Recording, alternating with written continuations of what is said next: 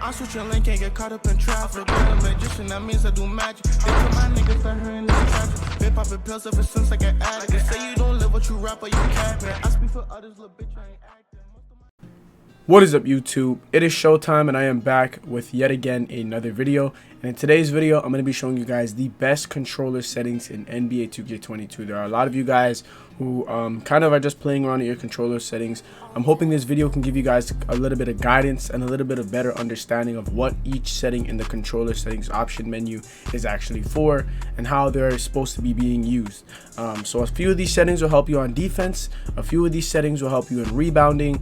These settings in general are just going to make you an all-around better player. It's important that you guys are using these settings to your advantage to ultimately just make you a better player. Now, before we get into the actual settings that I have here, I want to ask that all of you guys, please do like, comment, and subscribe. It is greatly appreciated. Every time you guys leave a like and do those things, it gets my video into the recommendation algorithm, and then I'll ultimately get more views. So it could cost $0 to support a creator. All you guys literally have to do is hit the subscribe button, hit the like button, hit the notification bell, so that anytime I post, you guys get the notification. And without further ado, we'll get straight into today's video on the best controller settings that you guys have to, and I mean have to be using in NBA 2K22. So to get started, we're going to kind of skip over this first one because it really doesn't mean anything. It really does just control the speaker. DualShock 4 wireless controller speaker. So there's a speaker in your controller. You can choose to have it on or off. I usually hear little things out of it, like for example, like the buzzer beater when I'm playing in game, it'll kind of like just come out the speaker of my controller, which really does not matter. Sorry, my controller actually died here. I'm about to put my charger right back in. All right, so here we go. The vibration, that is completely up to you guys. Personally, I like having vibration. Now, there are some people out there that really do not like using vibration at all. Now, honestly, I want to say in 2K20, vibration was almost a must for a player like me. I did have a shooting big back then, and what the vibration did for me was help me time my jump shot. I might shoot, and right when like the release point, when I have to release, it would vibrate so I'd know when to release. So vibration was useful for me in a previous 2K, a prior 2K. I don't know how if vibration works like that. Personally, I need vibration whether I'm playing any game. I love having vibration on, so have that on. Now the shot meter. Now I'm telling you guys, everybody that plays this game, I don't care if you're playing comp, park, 2s, 3s, pro-am, reg, 3v2 pro-am, I don't care what you're playing, you guys should all have your shot meter off. You guys have to learn your jump shot. It is kind of a thing where you kind of learn it and you guys kind of memorize your jump shot. After shooting so many times, it's like second nature. You guys will just kind of know your jump shot. And for those of you guys who do not know, for those of you shooting with your shot meter off, you guys actually get a boost. So you guys will be much easier for you to get green lights when you have your shot meter off. So if I were you, learn. Now, a lot of you players are using your shot meter on and you guys have been doing it for some years. Get rid of it. It's a bad habit that you guys need to drop. The only time I'd have my shot meter on is for free throws, if you guys are really struggling with your free throws. But other than that, you guys should really have your shot meter off and learn your jump shot by heart.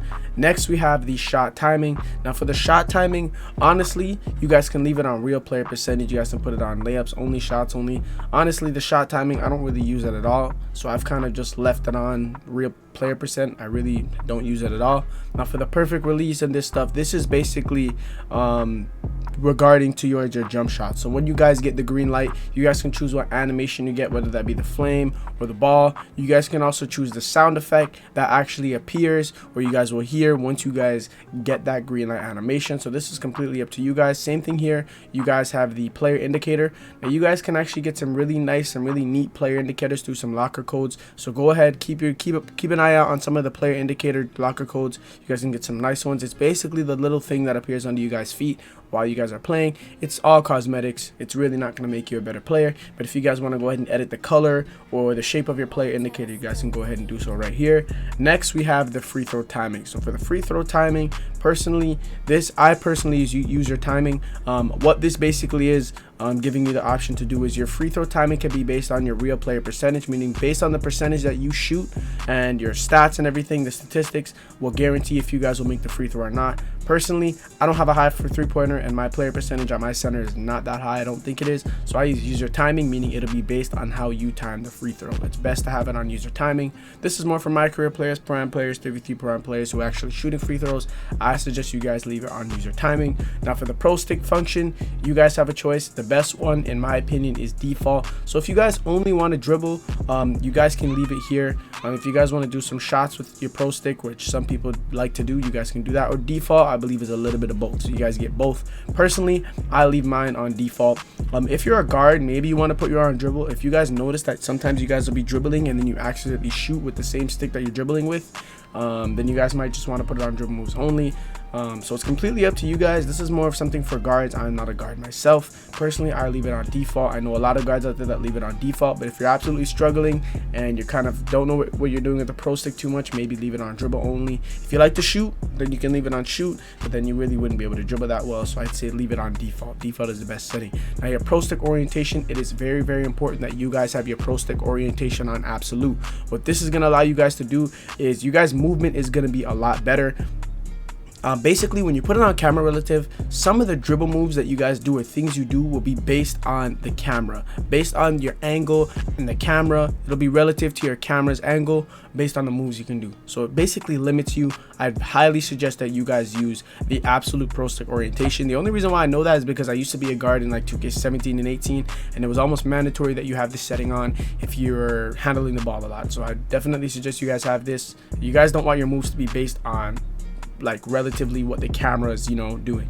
So yeah, I hope I explained that right. Leave it on absolute. Your off ball offense mode, leave it on absolute too. Absolute has always just kind of helped your ability to move, you know, just move better. You guys will always move better when you have your orientations on absolute. So leave it on absolute. The double team reaction, so determine when offensive team detects and reacts to a double team. So you guys want to put it on manual. So it's, once again, the definition says determines when offensive team detects and reacts to a double team. So you guys can leave it on auto or manual. Honestly, I want to be manual. I want to be in control of what happens and my reaction on a double team. If you have it on auto, it'll do it for you. I'd rather be in control of you know, what I'm doing, especially in a double team situation. So I'll leave mine on manual. Call for a pick and roll versus fade. Honestly, I don't know too much about this. I believe this is more for people. This is more for AI, as you guys can see. Determine if AI will auto select a roll or fade. So basically, you guys can do what you want with this. This is more for my career players. Maybe put it manual if you want to be in control. If you want to be in control of what happens in the pick and roll situation regarding the AI tendencies and all that good stuff. So go ahead and do what you want there. Your player icons. Determine if you want the buttons to appear on screen when used icon passing. You guys want to put that on. You guys want to make sure that you guys can do your icon passes. Icon passes are very important. Sometimes you guys will hit someone that you did not intend to, or you make a bad pass. Definitely have your player icons on so you can pass the ball to the intended person. The player icons, or the passing icon, for those of you guys who don't know, is basically each player on the court. So there's 5 players on the court. Each player will have a button dedicated to them. So if you hold L1, press the button that's dedicated to that player, it'll kind of zip pass and throw a pass straight to that person that you want to. So it's very important that you guys have your icon passing abilities nice and have them on. Just have your player icons on. For the skip pass, determine if you want to hold down the primary pass button to target a receiver farther away. Now this doesn't seem too bad. The skip pass feature, once again, determine if you want to hold down the primary pass button. So once you guys hold down on the X button, which is the primary pass button, it will target the receiver that is most far away. So it'll do a skip pass to them. There's actually some fire truck behind me. Ignore that sound. I'm sorry, I apologize if it's loud. It's really, really loud. But determine if you want to hold down the primary pass button to target a receiver farther away.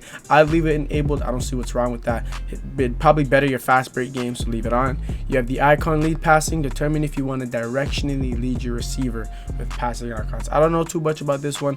It's basically been on the whole time I've been playing, and I don't see anything wrong with it. Now the pro stick pass type. Choose a type of pass you get when using pro stick passing. So you guys can have it on flashy.